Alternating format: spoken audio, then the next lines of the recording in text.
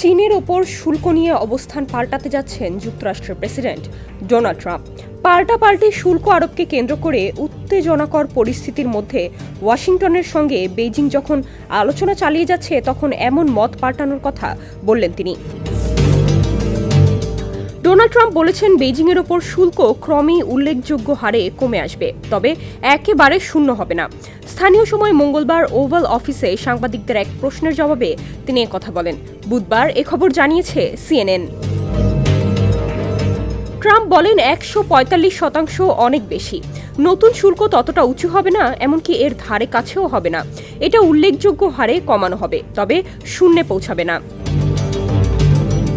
এর আগে সকালে দুই দেশের মধ্যে চলমান বাণিজ্য যুদ্ধের নেতিবাচক প্রভাব নিয়ে কথা বলেন মার্কিন অর্থমন্ত্রী স্কট বেসেন্ট। তিনি বলেন, উচ্চ শুল্ক চীন ও যুক্তরাষ্ট্রের মধ্যে বাণিজ্যকে কার্যকরভাবে বন্ধ করে দেবে।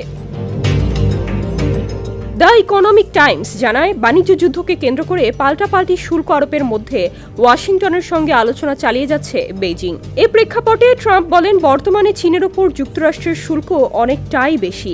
যদি বেইজিংয়ের সঙ্গে একটি চুক্তিতে পৌঁছানো সম্ভব হয়, তবে এই শুল্ক তিনি কমিয়ে আনবেন। এ বিষয়ে বেইজিং বলছে, কার্যত বাণিজ্য যুদ্ধে কেউই জয়ী হয় না। চীনের পররাষ্ট্র মন্ত্রণালয়ের মুখপাত্র গুও জাইকুন বলেন, আমরা যুদ্ধ করতে চাই না, পাশাপাশি আমরা যুদ্ধে ভীতও নই। গেল বুধবার আজারবাইজানের প্রেসিডেন্ট ইলহাম আলিয়েভের সঙ্গে এক বৈঠকে চীনের প্রেসিডেন্ট শি জিনপিং বলেন, বাণিজ্য যুদ্ধ সব দেশের বৈধ অধিকার ও স্বার্থকে ক্ষুণ্ণ করে, বহুপক্ষীয় বাণিজ্য ব্যবস্থাকে ক্ষতিগ্রস্ত করে এবং বিশ্ব অর্থনৈতিক শৃঙ্খলাকে প্রভাবিত করে। দেশ জুড়ে তোলপাড় ওয়ালটন ফ্রিজ কিনে আপনিও হয়ে যেতে পারেন মিলেনিয়ার। মার্কিন প্রেসিডেন্ট ডোনাল্ড ট্রাম্পের প্রশাসন চীনের বেশিরভাগ চীনা পণ্যে 145% শুল্ক আরোপ করেছে, যার প্রতিক্রিয়ায় চীন মার্কিন রপ্তানিতে 125% শুল্ক আরোপ করে।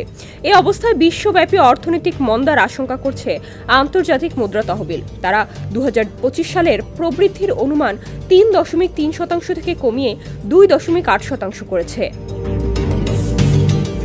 ডেস্ক রিপোর্ট, সমকাল।